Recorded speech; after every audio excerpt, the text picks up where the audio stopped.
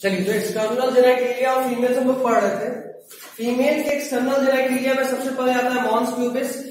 ये upper portion है, ये अपर पोर्शन है जो वेजाइना के जस्ट ऊपर होता है, या आप नॉर्मली समझ सकते हो जहां पे हेयर्स का ग्रोथ होता है, क्यूबिक हेयर्स का जहां ग्रोथ होता है उसको मॉन्स प्यूबिस बोलते हैं। नाम देखकर लिख लो, समझ में आ जाएगा ना कि हम देख के बोलते चले, हमें बोलते हैं देख लो, ठीक है। नहीं समझो, सुनो, जब अगर नहीं समझ में आया या नहीं मिला तो अगला दिन हमसे पूछ लेना, हम देख के बता दें, ठीक है। हिंदी वाला नाम में थोड़ा दिक्कत तुमको भी है तो हम देख के बताएंगे, कोई दिक्कत नहीं, लेकिन पूछ लेना। छोड़ने से कोई फायदा नहीं, क्योंकि फिर तुमको लिखना तो हिंदी में ही है ना।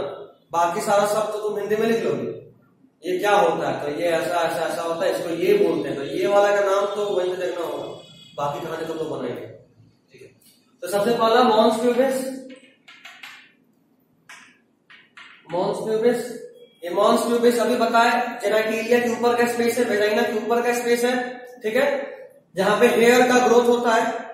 और फीमेल में और मेल में हेयर का पैटर्न में डिफरेंस होता है, ये भी मैंने बताया था।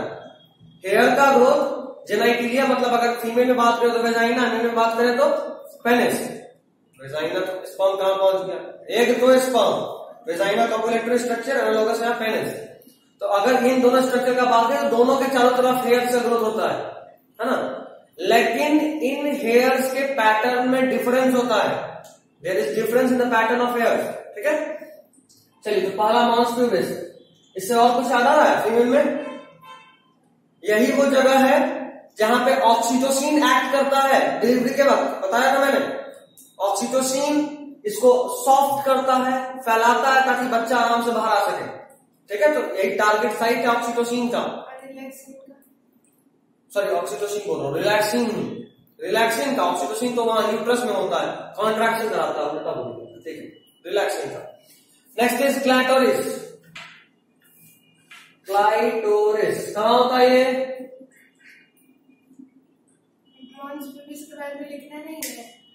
लिखोगे? लिख ले line. It is cushion of fatty acid, fatty tissue covered by skin and pubic hair. लिखो, कुशन ऑफ फैटी टिश्यू,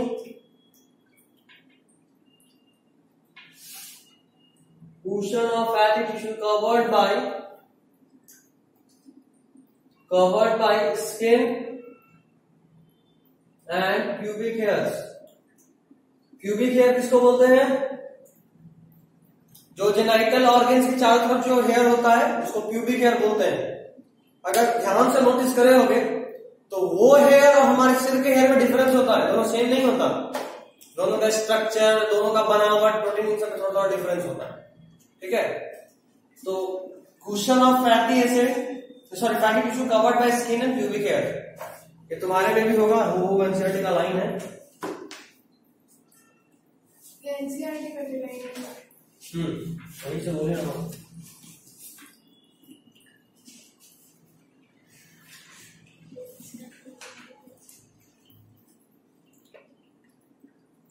इसको कहां है? नहीं,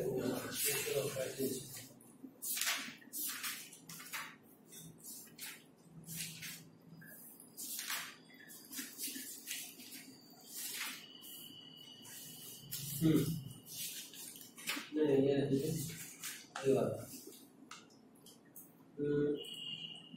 एक जोड़ा ग्लैंड होता और यह बृहद होस्ट के नीचे होता, जोड़ी के बालों का एक जगह चले। हाँ,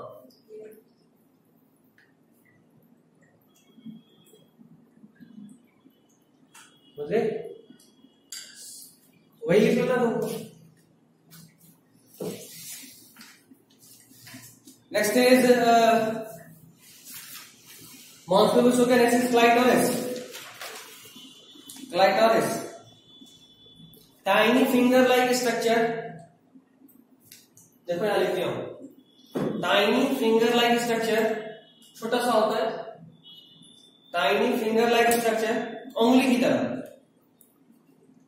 tiny finger like structure which lies at the upper junction of two labia minora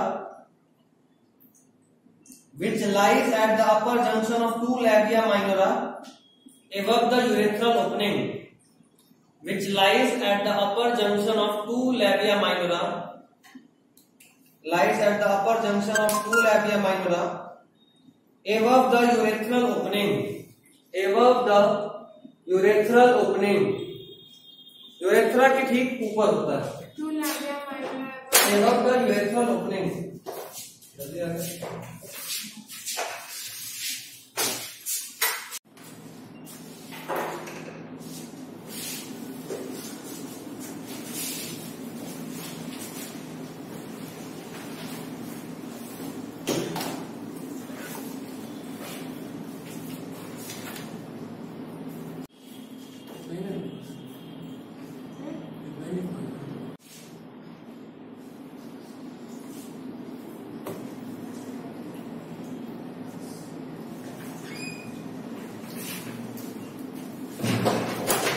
Above the urethral opening हो गया, which lies at the junction of two labia minora above the urethral opening हुआ. Next is labia majora, labia minora. दो और पहला लिखे थे लोग mons pubis, दूसरा लिखे क्लाइटोरिस, तीसरा labia majora, चौथा labia minora. labia majora, labia minora, ठीक है. And fifth is hymen. Hymen के बारे में मैंने आपको बताया था, है ना. ये थोड़ा सा यूरेथ्रल ओपनिंग को पार्शियली कवर करता है और फर्स्ट मेटिंग के वक्त ये अक्सर टॉर्न हो जाता है, फट जाता है. बताया भी था फर्स्ट मेटिंग में अक्सर ब्लड सेट होता है, याद आ रहा है. ये जो ब्लड सेट होता है इसी के फटने की वजह से होता है. तो ये फीमेल में हमेशा फर्स्ट मेटिंग के बाद फटेगा. तो अक्सर इसको लोग वर्जिनिटी का साइन मान लेते हैं कि अगर ये मिला at the time of first sex तो मतलब फीमेल वर्जिन है, अब इससे पहले कभी सेक्स नहीं करेगी. बट हमेशा ये सही नहीं होता है, ये अक्सर गलत भी, अक्सर नहीं बोलूंगा बट हाँ ये गलत भी हो सकता है, क्योंकि हाइमेन का टॉर्न होना ये कोई यूनिवर्सल फीचर नहीं है at the time of copulation. कई बार अगर आप एक्सटर्नल एक्सरसाइज करते हैं, घोड़ा वोड़ा पे चढ़ रहे हैं, साइकिलिंग कर रहे हैं, स्पोर्ट्स में हैं, ठीक है, या फिर अचानक से कभी गिर गए, इन सब चीजों से भी ये फट सकता है. वहीं पे नीचे में है, उधर नहीं, वहीं नीचे में देखो. हाँ ठीक है. तो लिखिएगा हाइमेन के लिए, it is often torn during first coitus.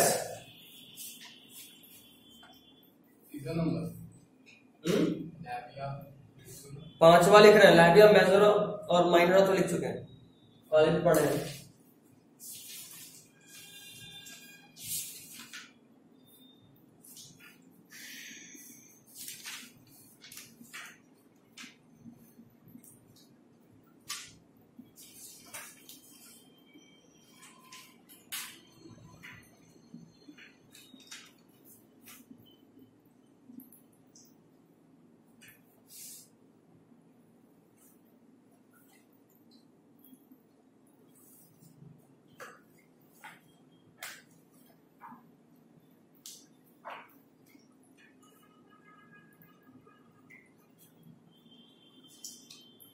बहुत पूछता बोर्ड में,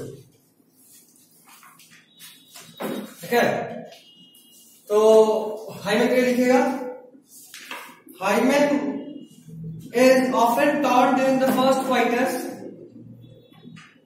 hymen is often torn during the first coitus. कहां होता है ये मैं बता चुका हूं, उसके लिए लिखवा रहा हूं दोबारा, बताया था ना. Often torn during the first coitus. Hymen is often torn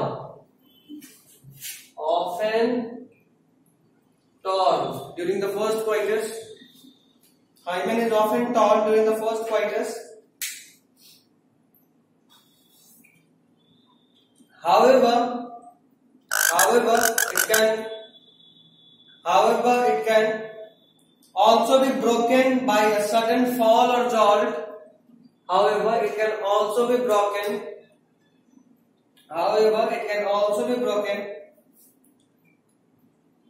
by a sudden fall or jolt, by a sudden fall or jolt, by a sudden fall or jolt, by a sudden fall or jolt, insertion of vaginal tampon, insertion of vaginal tampon,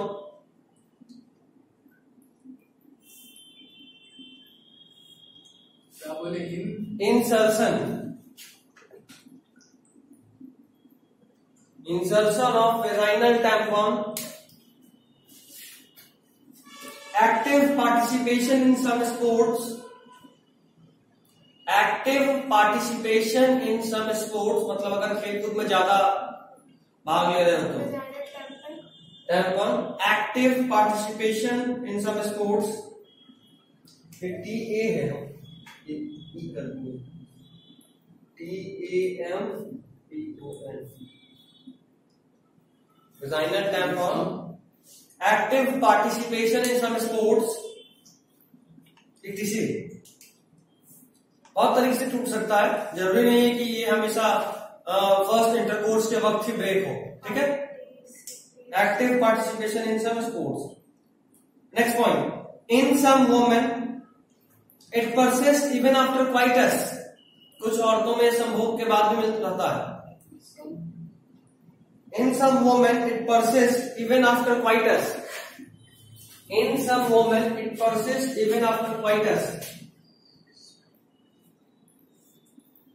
in some women it persists even after coitus, in some women it persists even after coitus, ठीक है। तो अब एक full stop दीजिए और एक conclusive line लिखिए। बहुत इंपॉर्टेंट है ये वाला पॉइंट, मतलब ये पूरा जो लिखा रहा हूं हाइमेन में, अक्सर पूछता 2 मार्क्स में कि हाइमेन का होना या नहीं होना क्या किसी फीमेल के वर्जिनिटी का कैरेक्टरिस्टिक फीचर है क्या? तो है नहीं है? नहीं, बट फिर भी हमारा सोसाइटी आज भी इतना बैकवर्ड है कि नोटिस करता है, कामों में तो और ज्यादा। खैर अगला, इनफैक्ट मतलब फुल स्टॉप लाइन चेंज कर लो, लिखो इनफैक्ट द प्रेजेंस और absence of hymen, in fact the presence or absence of hymen, in fact the presence or absence of hymen is not a reliable indicator, in fact presence or absence of hymen is not a reliable indicator of virginity or sexual experience. Reliable indicator, reliable मतलब भरोसेमंद, इस पर भरोसा नहीं कर सकते। In fact, the presence or absence of hymen is not a reliable indicator of virginity or sexual experience. Virginity or sexual experience.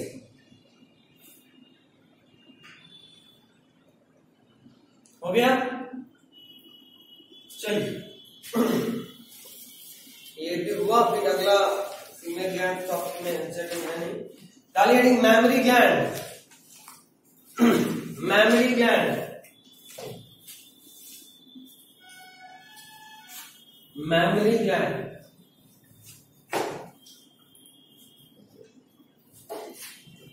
अच्छा, कल के लिए, कल आने से पहले एक बार फिर से व्हाट्सएप जरूर देखिएगा। चांसेस आर देयर कि हम आपका 3 से 4 क्लास लगाएं, सिर्फ एक, ठीक है, क्योंकि कल तो थोड़ा ज्ञानी जाना है, कल से ज्ञानी ओपन हो रहा है, तो कल जाके वहां पे टाइमर सेट कर लेंगे।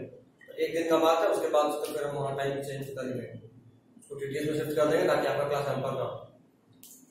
वीक में 3 क्लास आपका देना बहुत जरूरी है, इसलिए संडे में हम 2 क्लास आज टोटल 12 बजे तक क्लास, उन लोगों का क्लास, और फिर 11th को एक्स्ट्रा दे देंगे क्योंकि उन लोगों का सिलेबस थोड़ा बड़ा है ना, 22 चैप्टर, उन लोगों का 16 चैप्टर, मतलब 22 चैप्टर। कौन सा बड़ा है? एनसीईआरटी के हिसाब से पढ़ा था तो खत्म पे होगा, एनसीईआरटी के हिसाब से बहुत बड़ा है। हाँ बड़ा तो है, इसमें कहाँ हो रहा है, बस एक टर्म डाल देता है एक ये करने के लिए, उसके बाद फिर एक और चैप्टर टाइम खाएगा, वो है मॉलिक्यूलर जेनेटिक्स, तो उसमें तो नोट्स दूंगा, पूरा लिखा दिखाया मिलेगा डिटेल। बट माइंडेड, फिर भी वो चैप्टर आपको डेली घर जाके पढ़ना पड़ेगा, उसके बाद डेली हम क्लास में पढ़ाऊंगा, फिर घर जाके पढ़ना पड़ेगा 3 बार, 2 बार खुद से, 1 बार हमसे। क्या डेली शुरू से पढ़ेगा? तुमको डेली शुरू से पढ़ना हर दिन, मतलब हर चैप्टर बोल रहा हूँ मॉलिक्यूलर वाला। हम बीच में हो तब भी तुमको स्टार्टिंग से रिवाइज करना है, हम लास्ट में फिर तुमको स्टार्टिंग से रिवाइज करना है, नहीं तो कुछ पल्ले नहीं पड़ेगा, कुछ भी नहीं। एक वही चैप्टर जो डराएगा भी, धमकाएगा भी, और फिर भी नंबर नहीं आएगा। रुलाएगा तो नंबर नहीं आएगा, तो रोना ही है। लेकिन हाँ, थोड़ा सा कोशिश करना, समझ जाएगा। इतना भी बुरा चैप्टर नहीं है।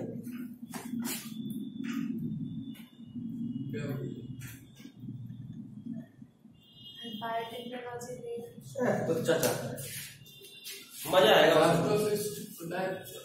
क्या अभी पढ़ो? देखिए भैया, देखते थे हम तो उसने आपका वाला एक्सपेरिमेंट दिखाया कॉलोनी ऑफ बैक्टीरिया।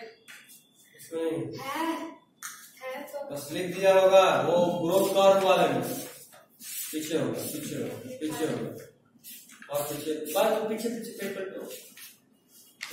नहीं, वाला ग्राफ नहीं, आगे आगे ग्राफ बना होगा बस बस बस बस बस नहीं है वहाँ पे। तो कहाँ पर पढ़ ली colony of bacteria?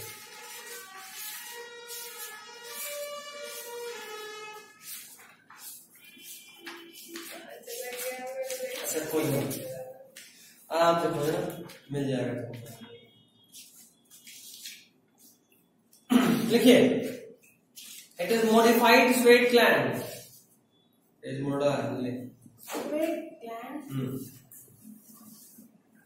It is modified sweat gland. इसका डायग्राम देख रहे हो ना सब लोग एनसीईआरटी में? बट डायग्राम देख लो ब्रेस्ट का,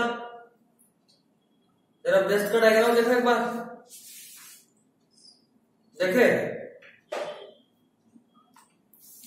स्वेट, SWEAT, देखो SWEAT,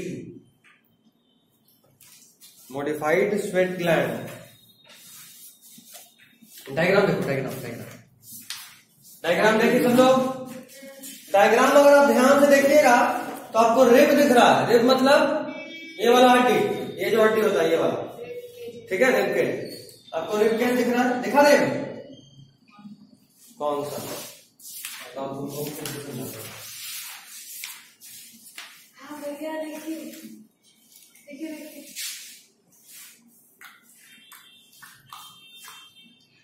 अच्छा ये वो डायग्राम, तो बस उसके बारे में कुछ बताया नहीं, इसमें डायग्राम दिखाया बैक्टीरियल कॉलोनी। रिब केज दिखा? रिब केज के बाद रिब केज के बीच का मसल, अपना डायग्राम मेरे को समझ में आएगा, इंग्लिश में बोल रहे हैं, ठीक है? रिब देखा, 2 रिब के बीच में हड्डी भी तो होता है, ऐसा थोड़ा कि वहां उंगली डाले तो अंदर हो गया, होता है मसल। क्या हड्डी की मसल? हड्डी, 2 हड्डी के बीच का मसल, 2 हड्डी के बीच का मसल, ठीक है? उसके बाद अच्छा, पेक्टोरिस मेजर मसल,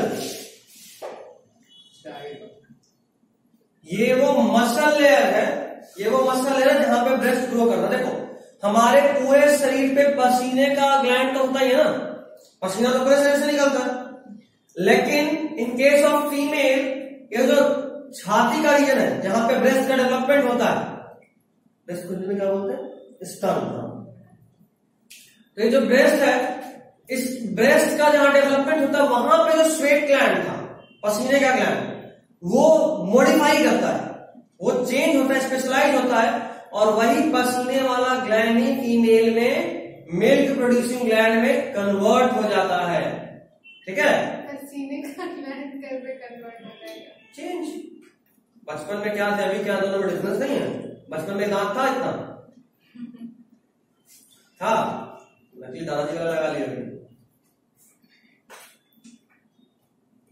ठीक है? उसके बाद एरियोला, एम्प्यूला। देखते हो क्या लिखा है यहाँ नीचे नीचे नीचे? ये एरियोला। एरियोला ही है। अच्छा इसमें भी एरियोला ही है। ठीक है, चुप चुप ब्रेस्ट हिंदी में बोलते हैं, इंग्लिश में एरियोला ही, हिंदी का नाम भी वजह है एरियोला। ठीक है, ये एरियोला ऊपर का लेयर है। एरियोला के ठीक ऊपर निप्पल है, जहां से कोई बच्चा मां से दूध खींचता है। ठीक है, असल में ये जो एरियोला लिखा है ना, एरियोला ऊपर से भी एक फैट का कवरिंग होता है। ठीक है, फैट का कवरिंग, वहां बहुत फैट डिपॉजिट होता है, इसीलिए वहां जो फीमेल में जो स्वेलिंग होता है, स्वेलिंग नहीं बोलेंगे, बोलेंगे थोड़ा उभरा हुआ होता है ना, बल्ज आउट पोर्शन होता है, वो इसीलिए होता है क्योंकि वहां फैट का क्या ये बोला। हाँ, तो एरियोला रहा कवरिंग, उसके अंदर फैट का लेयर, उसके अंदर फैट का लेयर। सॉफ्ट एब्जॉर्बिंग कह सकते हैं, क्योंकि जब बच्चा मिल्क सक करता है तो नहीं आराम आराम से करता है, तो मिल्क सक कर रहा है बस लगातार। ठीक है, उसके बाद लैक्टिफेरस डक्ट होगा। तुम वाणी हुई ना, बिल्कुल तो याद आएगा इंग्लिश में। देखिए लैक्टिफेरस डक्ट, देखो असल में जहां पे ये मिल्क प्रोड्यूस होता है उसका नाम है एल्वियोल, लिखा है कहीं? हाँ, मैमरी एल्वियोलस। मिल्क जहाँ बनता है सेकंड नंबर मैमरी यहाँ कैसे बताओ? डिफ्यूजन से। मिल्क डिफ्यूजन से कैसे बनेगा? मिल्क बनेगा डिफ्यूजन से कैसे? डिफ्यूजन में ट्रांसफर होगा, समझ में आता है। वहां पे ग्लैंड होता है, एल्वियोलस में ग्लैंड होता है। ये एल्वियोली लंग्स वाला एल्वियोली नहीं है। लंग्स में जो एल्वियोली होता है वो दूसरा है, वो भी स्टोरेज है, वो ब्लड कैपिलरीज होगा किसमें? इसमें एल्वियोली में। ब्लड टैबलेट हर जगह होता है, ब्लड नहीं होगा तो जिंदा कैसे रहेगा? लेकिन यहाँ पे ये जो हमारे लंग्स का एल्वियोली है ये वो नहीं है, वो दूसरा एल्वियोली, ये दूसरा एल्वियोली। ठीक है, लंग्स वाला एल्वियोली अलग जगह पे, ये वाला अलग जगह पे। स्पेलिंग तो दोनों का सेम है। अभी तो बोले कंफ्यूजन करता है। है। हाँ, तो ये यहाँ पे मिल्क प्रोड्यूस हुआ। मिल्क जो प्रोड्यूस हुआ वो बहुत सारे रास्ते से होकर, देखो बहुत सारे डक्ट से होकर फाइनली कहां पहुंचता है? निप्पल में। जो बहुत सारा डक्ट है उसमें मेमोरी डक्ट होगा, फिर एम्प्यूला होगा और लैक्टिफेरस डक्ट होगा। हाँ, अबे तुम समझ में नहीं आ रहा? फेलोपियन ट्यूब और ये में तो आसान जाने का फर्क है, उसका कंफ्यूजन तो समझ में भी आ रहा है। अच्छा चलो लंग्स के पास ही है, बट ये एम्प्यूला और फेलोपियन ट्यूब के एम्प्यूला में तो आसान जाने का फर्क है। मन किया उसका खुश, मेमोरी लोब और मेमोरी ऐसा क्वेश्चन करता है कि कोई परेशान कर देता है। मेमोरी एल्वियोली और मेमोरी लोब में क्या डिफरेंस है? दोनों तो सेम ही जगह इंडिकेट कर रहा है। मेमोरी लोब और एल्वियोली। अच्छा एल्वियोली वो हुआ, इधर देखो एल्वियोलस एल्वियोली के बीच का, और जो ये वाला है इन दोनों के बीच में उसको बोलते हैं filling tissue, connective tissue type. ठीक है, समझे? डायग्राम कभी पूछेगा नहीं, मेन इंपॉर्टेंट जो है वो बता रहा हूं। फैट का कवरिंग मतलब नीचे वाला नहीं, ये जो एल्वियोला के अंदर है वो ना, क्या एल्वियोला के अंदर वाला ना, एम्प्यूला के एरियोला, हाँ एरियोला के अंदर में जो फैट का लेयर है, हाँ वो इंपॉर्टेंट। उसके बाद मिल्क बना कहां पे? एल्वियोली में। और ये क्या पेक्टोरियस मसल मेजर है, पेक्टोरियस मेजर, ये मसल का नाम है। खैर, तो क्या बता रहा था? हाँ, मिल्क का प्रोडक्शन कहां स्टार्ट हुआ? एल्वियोली में। कहां पे? एल्वियोली में। तो एल्वियोली में मिल्क का प्रोडक्शन स्टार्ट हुआ, वहां से जिस डक्ट से होते हुए फाइनली लैक्टिफेरस डक्ट में पहुंचा है, वो थोड़ा सीक्वेंस ध्यान में रखना। ये भी नीट के लिए, ये बोर्ड में नहीं पूछेगा, डायग्राम भी नहीं आएगा, अगर आया तो बना के देगा और आपको लेबलिंग करना होगा ABC करके। हाँ, मतलब ये बना दिया, अब यहाँ पे कर दिया ए, अब बताइए ए का नाम क्या है? 4 ऑप्शन, ऐसा हो सकता है, MCQ में कर सकता है। लेकिन आप डायग्राम नहीं बताए कौन भी कर सकता है। बताओ एग्जाम पहला पॉइंट क्या लिखे थे? It is modified. ये भी नीट के लिए है, It is modified sweat gland, NEET के लिए सर, बोर्ड में नहीं पूछेगा, मॉडिफाइड स्वेट ग्लैंड। अगला point, characteristic feature of all female mammal, अगर मैमल है तो उसमें मैमरी ग्लैंड होगा ही। Characteristic feature of all female mammals, characteristic feature of all female mammals,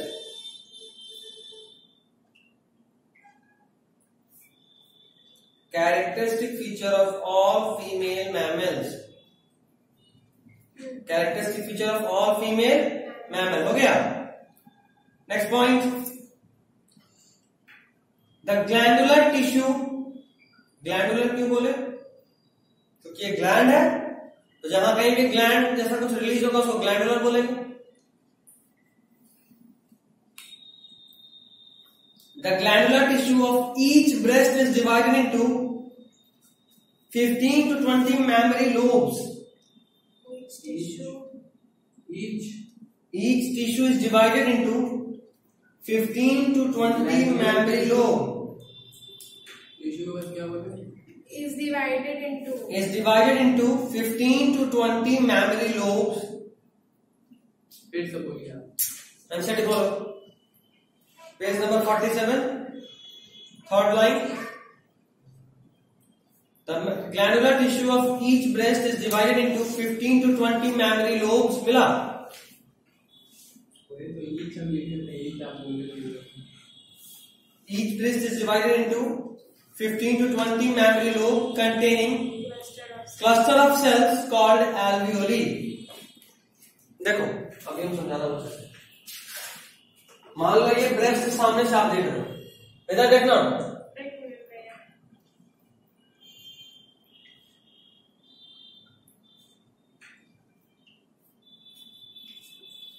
इधर देखना, सामने सामने देखो, सामने से अगर हम किसी ब्रेस्ट को देखेंगे तो ऐसा दिखेगा, गोल सा पोर्शन, उसमें यहाँ पे थिक स्किन होता है, थोड़ा मोटा स्किन और ब्लैक होगा, ब्लैक या ब्राउन। ये थिक स्किन यहाँ पे क्यों होता है, बच्चा यहीं से मिल्क को सक कर रहा है और यहाँ पे फ्रिक्शन बहुत मिलेगा, बच्चे का दांत उस वक्त नहीं होता जब वो मिल्क पीता है, लेकिन वो उसको अपना जो जॉ होता है उसको दबाता है, दबाने से मिल्क बाहर आता है, ठीक। तो अगर ये उसको दबा रहा है तो यहाँ फ्रिक्शन हो रहा है, नॉर्मल स्किन होगा तो तुरंत चल जाएगा, ठीक।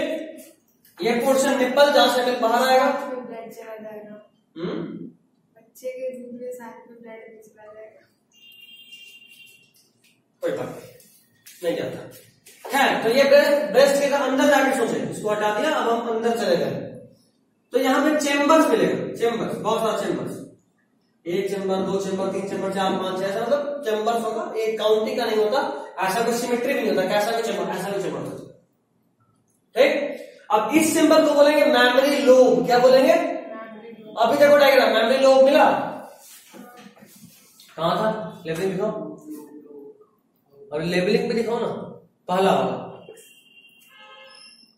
स्तनपान, ठीक है, मेमोरी लोब। एनसीईआरटी में इंग्लिश में भी मिल जाता है किताब, तुमको उसको खरीदने का जरूरत नहीं है, हम एक ऐप भेज देंगे, उस ऐप से डाउनलोड करना, या हम हर चैप्टर भेज दिया करेंगे तुमको।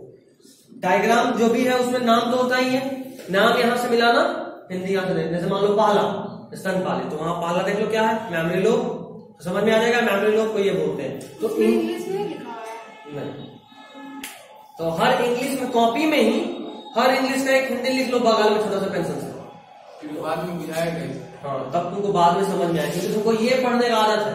और ऐप में हिंदी भी है, तुम क्वेश्चन आंसर देखना चाहो तो हिंदी में क्वेश्चन आंसर भी रहेगा, एनसीईआरटी सब तुमको दिक्कत बस नहीं। तो ये मेमोरी लोब, इस लोब के अंदर फिर बहुत सारे एल्वियोली होंगे, वो एल्वियोली क्या करेंगे, मिल्क प्रोड्यूस करेंगे। अगला पॉइंट क्या लिखे थे, क्लस्टर ऑफ सेल्स, हाँ, next point, the cells of alveoli secrete milk. NCERT में सब तुमको दिख रहा है, हम बस रीड कर रहे हो, आप छापते चलिए,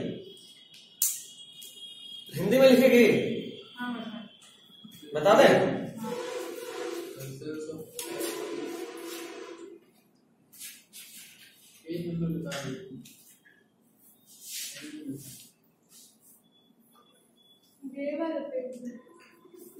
देखो ये लिखवा है 15 से 20 स्तन पालियों में विभक्त होता है।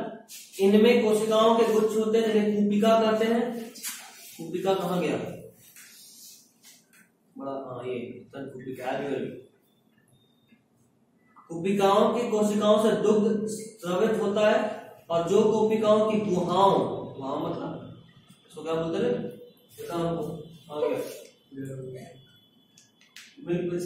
कैविटी, कैविटी अच्छा ठीक है, कैविटी मतलब गैप, ठीक है। कैविटी मतलब खाली जगह।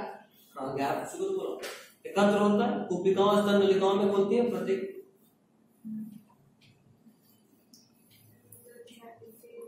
आपका इंग्लिश सुधर जाएगा, इंग्लिश सुधर जाएगा, इंग्लिश जितना आता है साफ हो जाएगा। कोशिकाओं में नहीं ऐसा कोई बात नहीं, बस आदत का बात होता है। बोलते तो हम लोग हिंदी ही हैं, कौन सा इंग्लिश में बात करते हैं, बस जो टर्म्स है वो हमारा इंग्लिश हो गया। हम लोग इंग्लिश, सही बात, कहीं के नहीं, ना इंग्लिश के हुए ना हिंदी के रहे। खैर कहाँ थे? The cells of alveoli secrete milk, तुम वहीं से लिखते चलो, लिख लो पूरा पॉइंट वाइज करके लिख लेना, ठीक है। सब एनसीईआरटी में है, जितना कुछ लिखवा रहा हो ना रिचर, सब एनसीईआरटी में, तो एकदम टेंशन लेना। The cells of alveoli secrete milk which is stored in the cavity of alveoli, which is stored in the cavity of alveoli। और तुम सब याद भी कर रहे हो रिचा? तुमसे नहीं पूछ, तुम्हारा नाम रिचा है, आर यू रिचा? बच्चे सब याद करना, बायोलॉजी में लटकना नहीं है, कितना भी लैंग्वेज दिक्कत हो जाए। ऐसे एमसीक्यू तुमको बचाएगा, बट फिर भी 11 से पढ़ी हुई तो हम लोग हिंदी में जाने ही रहते, वहीं से अंग्रेजी में घसीट लेते, फिर अंग्रेज बना ही रहते हम लोग नहीं लेट से कर सकते हैं। फिजिक्स ले लीजिए, अभी भी बात ज्यादा देर तक आपके साथ बैठेगी तो आप बना सकते हैं। हाँ फिजिक्स की पढ़ाई कर भैया, पढ़ रही है फिजिक्स। अच्छा तो पहले बायो क्यों रखती है, पहले फिजिक्स पढ़ा देते हैं। मन कर रहा था। चल कहाँ थे? नहीं बताएगा ना क्या पहले बायो क्यों किए? उसके कुछ छुड़वाना था, हमको पता था कि बहुत तो लेट आएगा। फिजिक्स में लेट पढ़ा देते अगर फिर समझ में नहीं आता, बायोलॉजी तो जब भी आते तब से समझ लेते। ये पर बहुत दिमाग है। क्या लिखे? The cells of alveoli secretes milk which is stored in the cavity of alveoli. Cavity of alveoli. Next point. The The alveoli open into mammary tubule. ये बारी से डायग्राम बस समझा रहा है। इसमें कुछ एक्स्ट्रा नहीं, एक्स्ट्रा पढ़ाई पॉइंट बताया था, उसके अलावा एपोक्राइन होता रहता है। मैं एपोक्राइन इसे तुमको बताए हैं, याद है? सेल का टाइप, मेसोक्राइन, होलोक्राइन, एपोक्राइन। अगर सेल के सिर्फ एपिकल पार्ट से सिक्रीशन होता है एपोक्राइन होता है। याद आ रहा है? नहीं याद आ रहा है? एनिमल टिश्यू बोला जाता है, हार्मोन बोल रहे थे, फिर टिश्यू पढ़े तो फिर उसमें लिखा कि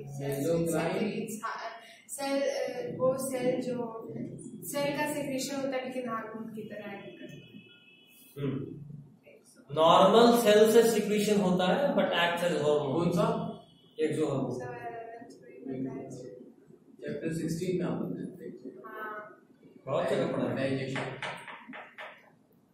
उसमें पैनक्रियाज हो सकता है। नहीं उसमें भी बताए थे, हार्मोन्स वाले चैप्टर में बहुत जगह बताया है। हार्मोन कभी खत्म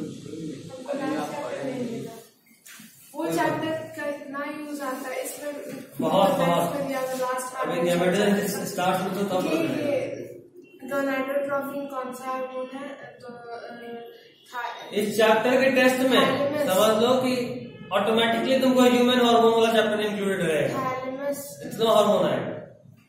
थैलेमस से सेक्रेट होता है और फिर वो किसको ये उसका इंक्रीज किसको रिलीज करता है, तो LH और FSH वो कहाँ से सेक्रेट होता है, तो एंटीरियर पिट्यूटरी। लगता है पढ़िए थोड़ा थोड़ा, अभी दिमाग थोड़ा हिला हुआ है। ठीक है, वो चैप्टर खोल के ही पढ़ना पड़ता है। हाँ बिल्कुल। The alveoli open into mammary tubule, the tubule of each lobe join to form mammary duct, the tubule of each lobe join to form mammary duct.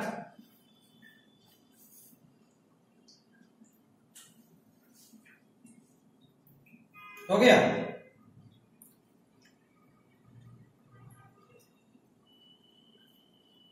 Next, several mammary duct join to form a wider mammary ampulla. हम लोग को लिखना है ना, तो तुम्हारे सामने तुम लोग उतार रही फिर भी टाइम लग रहा है। हाँ।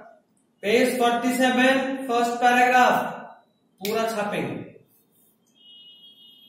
अब एक्स्ट्रा पॉइंट पे आते हैं, लिख ले टीचर। देखो सीखो कुछ।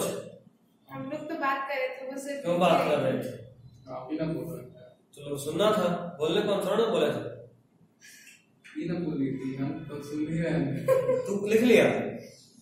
लिख ही रहे। लास्ट में हम भी वाइडर मेमोरी एम्पुला वही पे हैं, हम भी तुम्हारा ही पढ़ रहे हैं। Which is connected to lactiferous duct, अरे यार, which is connected to lactiferous duct through which milk is sucked out, which is connected to lactiferous duct through which milk is sucked out. Okay, चलिए कुछ extra point फटाफट सब लोग लिखेगा। Milk production is under the influence of prolactin, दूध का निकलना oxytocin के लिखिए ना, लिखो। हाँ, रूल्स लिखवा दीजिए। दूध का निकलना ऑक्सीटोसिन के कंट्रोल में होता है। ऑक्सीटोसिन के रिलीज से मिल्क रिलीज होता है फीमेल बॉडी में, बट बनना बहुत पहले शुरू हो जाता है। जैसे ही कोई फीमेल प्रेग्नेंट हुई कुछ समय के बाद उसके बॉडी के अंदर दूध बनना शुरू हो जाएगा, ठीक है। लेकिन दूध बाहर आएगा क्या? ना। बाहर कब आएगा? ऑक्सीटोसिन डिलीवरी के वक्त, क्योंकि डिलीवरी के वक्त ही ऑक्सीटोसिन रिलीज होता है, तो उस वक्त ही मिल्क बाहर आएगा। तो मिल्क प्रोडक्शन क्या रिलीज होता है कि खिलाता है? बताओ। मिल्क प्रोडक्शन प्रोलैक्टिन के कंट्रोल में, और मिल्क इजेक्शन किसके कंट्रोल में? कोई दिक्कत तो बताइए, कोई दिक्कत नहीं। एक और सवाल उठ रहा है मन में, सबके मन में सवाल उठ रहा है। मेरे मन में एक सवाल है, वो ये कि अगर हम कह रहे हैं कि मिल्क बनना पहले शुरू हो जाता है, फीमेल प्रेग्नेंट हुई कुछ समय के बाद उसके शरीर में दूध बनना चालू हो गया, बच्चा उस वक्त होता है क्या? हाँ, बच्चा तो पेट में ही होता है। हाँ होता है ना, पेट में। पेट में ही होता है। हाँ। दूध पीने वाला कोई होता है? नहीं। दूध शरीर के अंदर बनता है, दूध पीने वाला नहीं, तो क्या दूध बाहर आके यूं बर्बाद हो जाता है? दूध बाहर भी नहीं आता। दूध का होता क्या है? स्टोर होता है। अच्छा, 9 महीना से स्टोर हो रहा तो टंकी होगी लगा हुआ अंदर में। स्टोर होता है, प्लेसेंटा के थ्रू उसको पहुंचता हो। टंकी लगा हुआ है। शरीर के अंदर प्लेसेंटा दूध नहीं पीता है, वही अंदर तो। न्यूट्रिशन लेता है। हाँ, पहुंच जाए। लगे बच्चा है।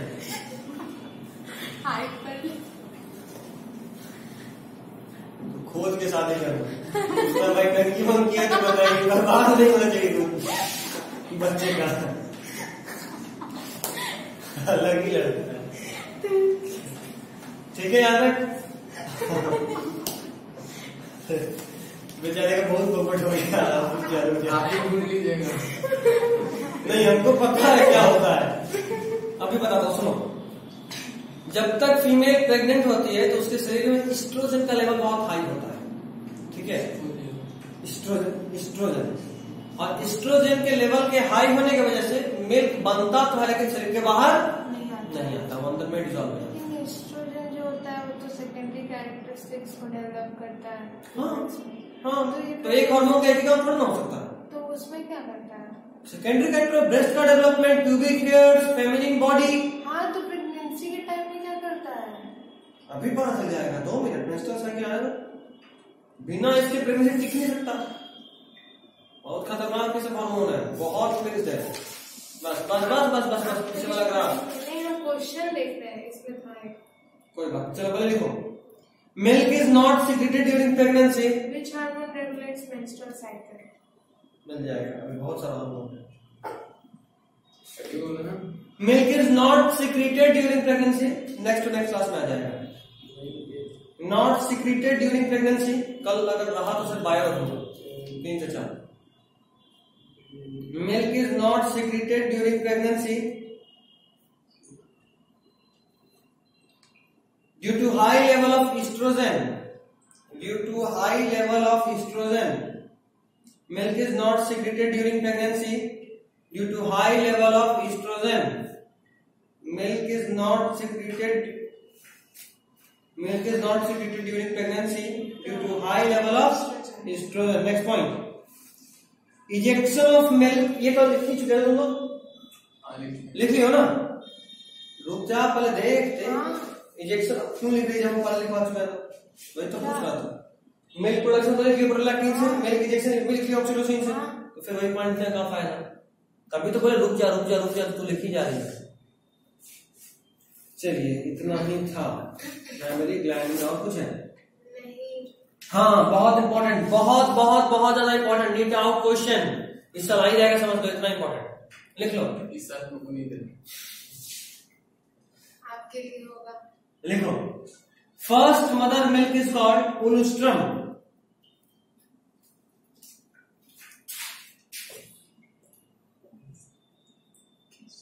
फर्स्ट मदर मिल्क हिंदी में देखिए तो क्या नाम है?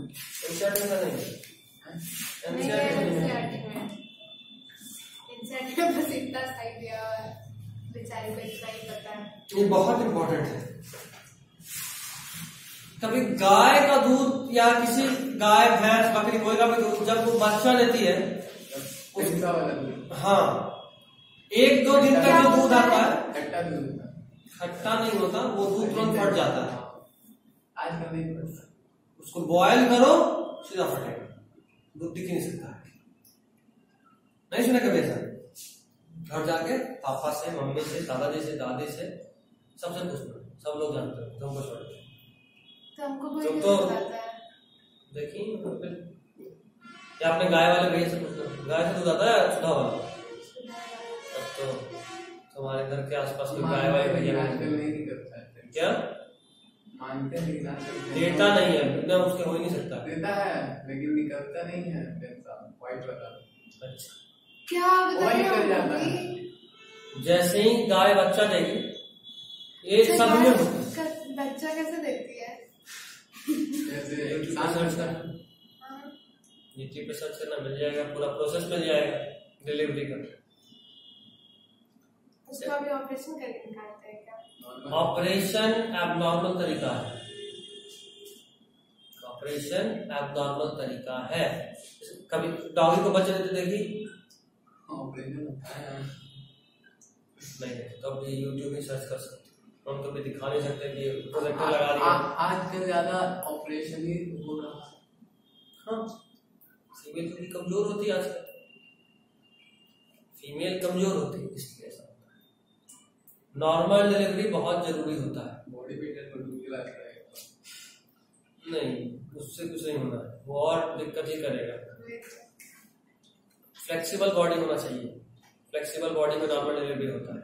नोरा पत्ते, क्या नोरा पत्ते, ये कौन तो यार, तो इंसान का हमें कोई गेम क्या है? बोली तो हद है भैया आप भी।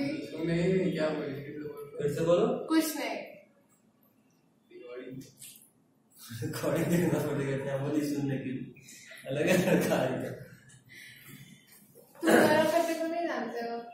एक्टर को बोलते हैं। कौन है? अच्छा झूठ मत ही बोलना। कैसे नाम बोलो? नोरा। नोरा। हाँ। ओ समझ गए हम, डांसर।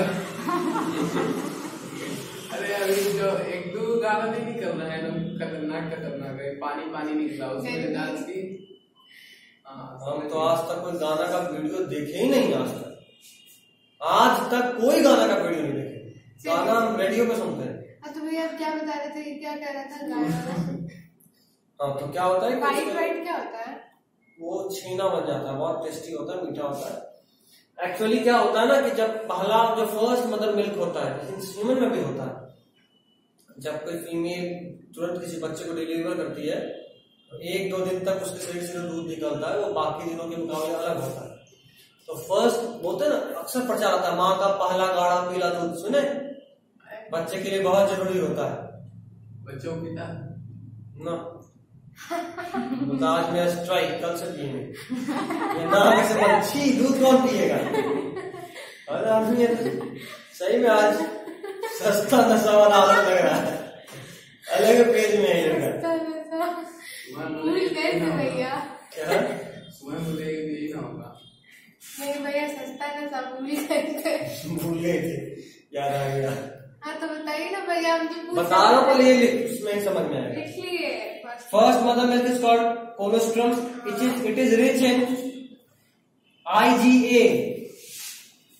IgA का पूरा नाम IgA, it is rich in IgA। IgA मतलब बता रहा हूँ, लिख ब्रैकेट में, a type of antibody, a type of antibody, antibody, हमारे बॉडी में जो एंटीबॉडी बनता है ना उसका एक टाइप का नाम है IgA। देखो होता यूं है कि पहला मदर मिल्क के साथ बच्चे में बहुत सारा तरह का इम्यूनिटी दिया जाता है। हाँ, इम्यूनिटी, ऐसा इम्यूनिटी भेजा जाता है जो उसको पूरा जीवन में काम आए, जीवन भर टिकने वाला इम्यूनिटी टाइप होता है ऐसा। तो फिर कोविशील्ड कोवैक्सीन लगता है, ठीक है, ठीक, तब में खत्म हो गया। तो बहुत सारा इम्यूनिटी आता है, उस इम्यूनिटी का नाम है IgA। एंटीबॉडी का बहुत सारा टाइप होता है, IgA, IgG, ठीक है, उसी तरह IgA। ये सब नहीं पढ़ा ना भैया? क्या IgA, IgG ये पढ़ना ह्यूमन से डिजीज में डिटेल में। गाय का बच्चा नहीं पीता है? गाय का बच्चा भी अपनी माँ का जो पहला दूध पीता है, वो दूध में भी बहुत सारे एंटीबॉडी इम्यूनिटी होते हैं, बहुत स्ट्रेंथ होता है उसमें। तो गाय पहले बछड़ा पी लिया दूध, उसके बाद जो दूध बचता है उसको हम लोग भी निकालते हैं। उस दूध में जो कि बाकियों से अलग होता है, इसका सिंपल पहचाने की, जैसे आप बॉयल करोगे, गर्म होते ही तुरंत फटेगा, वो दूध किसी हालत में नहीं टिक सकता, तुरंत फट जाएगा, तुरंत तुम निकाले, तुरंत बॉयल के फिर भी फटेगा। और फट कर वो एक अलग तरीके का छेना देता है, अलग ही तरीके का, जो बहुत टेस्टी होता है। डिमांड फुल है तुम्हारे घर, ठीक। तो ये बहुत ही टेस्टी होता है, और साथ में इसका एक और खास बात यह है कि बहुत ही न्यूट्रिशियस भी होता है, क्योंकि माँ के पहला दूध का वो। चलिए अगला, डार्लिंग हेडिंग गैमेटोजेनेसिस। गैमेटोजेनेसिस तो पढ़ा चुके हैं ना? डार्लिंग हेडिंग ना, ओजेनेसिस। गैमेटोजेनेसिस तुम जो बोल रही हो वो है spermatogenesis. Gametogenesis is normal term. Gametogenesis ही का 2 टाइप, मेल में बात करें तो स्पर्मेटोजेनेसिस, फीमेल में बात करें तो ओजेनेसिस। तो पहले मेल का देखो, स्पर्मेटोजेनेसिस तो पढ़ा दिए ना, कुछ बचा भी है।